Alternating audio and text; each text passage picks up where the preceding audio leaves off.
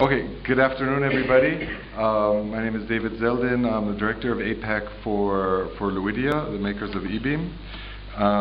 First of all, it's great to be here. Lost my notes. It's black. But first thing, before we get it back up here, I just want to say it's great to be here in Gujarat. The last time I was in Ahmedabad was 20 years ago, and I must say that I don't recognize the place. So things here really changed. Okay, here we go.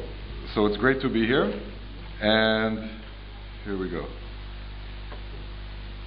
First of all, as I stated, I'm the director for APAC for eBeam. I've also been, in the distant past, I've been a teacher, I've been a group leader, been involved a lot in what we call in North America what we call informal education. So I'm actually going to pepper and touch upon that a little bit throughout.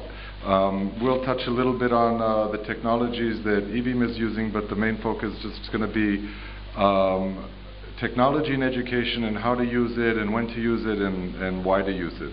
So basically, we all know the technology exists. It's not if we're going to be using and implementing technology in education. The real question is how. A lot of the kids or the students that are out there, they're more tech savvy than we are. They're more comfortable with an iPad than many of us. So the issue of them, you know, when the question used to be asked, okay, how are the kids going to accept it? That's not really the question anymore. A lot of times the question is, how are the teachers or how are the educators going to accept it, and less so the actual students. So one of the things I think is important is actually using technology not for technology's sake. Okay, there's a lot of technology out there, there's a lot of technology for education. The idea really shouldn't be to just push it in there because we have it, but use it when it makes sense. So for example, when I was working in another life, and I was working with an early childhood company, and they had a little box with arrows to teach the directions, and people said, okay, but what about, you know, why not the mouse? And no one really thought about this before, but basically they said, okay, but when you move, you're trying to teach a child left, right, up, down, north, south, east, west, okay? But on a mouse, when you have to go left, a lot of times you actually have to go right in order to go back left. This is very confusing to the child and can actually have a detrimental effect on the education. So we have to be smart about what education we're actually using where.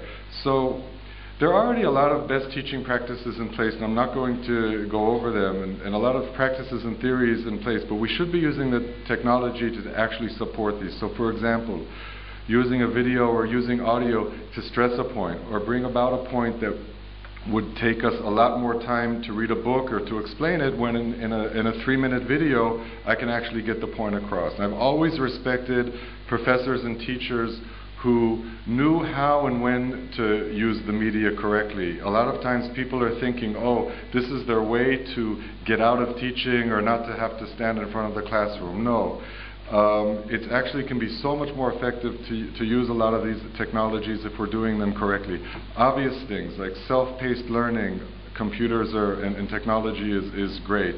And even something as simple as grading multiple choice tests. Why should a teacher sit when a computer can do it in a fraction of the time, and it gives the teacher the opportunity to do what he or she should be doing, and that is being creative, creating lesson plans and doing the actual teaching. So don't use it just to use it. There's a time and a place for video, for an internet search, for science labs and simulation. So here's a great example where we have a lot of computer software out there that does simulation. But every once in a while, yes, the students should get their hands dirty. They should actually do an actual experiment and not just do everything virtually. But obviously the simulations save us a lot of money and a lot of time, and they're safe and they have so many advantages. So there has to be a smart mix about how to do that.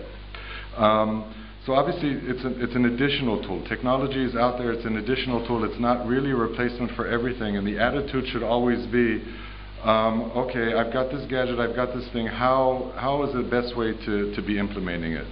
I mentioned briefly that I have a background in informal education, which I don't know how popular that is here in India. What I'm talking about are things like scouting, youth groups, we have summer camps or summer schools and things like that. Now, the issue in all these situations that I just mentioned are, as opposed to school, the kids and the students don't have to be there. More or less, they're there by choice. And once you have that situation, it's actually much more difficult for the counselor or for the teacher or for the leader to keep the kids engaged and keep them involved. And you have to be a lot more creative in a lot of situations. So at one of the summer camps that I used to be involved with, I was just at a meeting because my daughter's going to be going. And one of the people mentioned, oh, and they have it's an educational camp, and they have classes and things like this outside, and it's very informal, but very informal setting. And one of the things that one of the teachers does there is they take a popular TV show. I don't know if you have this here. It's called Modern Family, but it's a popular TV show. And what they do is they'll show a little segment and then have a discussion with the kids about ethics, about about different issues.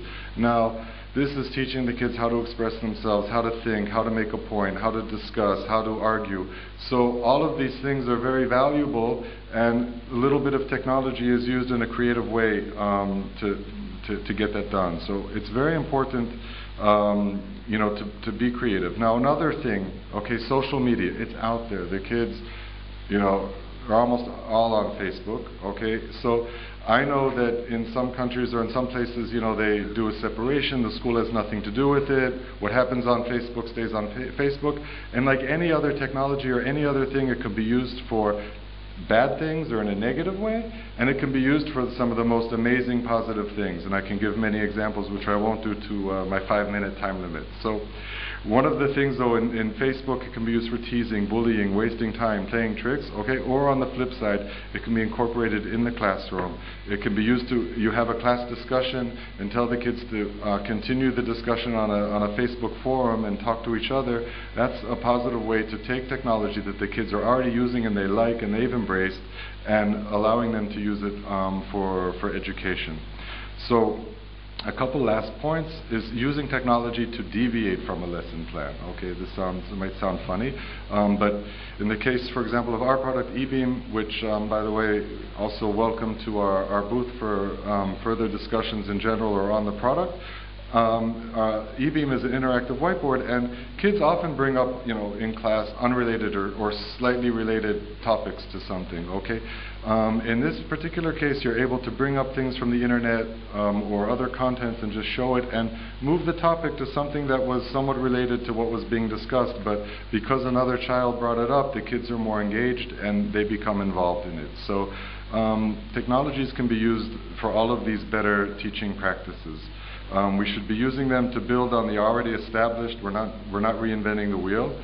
And a couple other ideas, teachers and students creating a video on a topic together is such a very effective way for the students to get involved and become into the topic that's being discussed. And the same goes for maybe making a website on a certain subject and doing that together as a project, or breaking up in groups and doing that.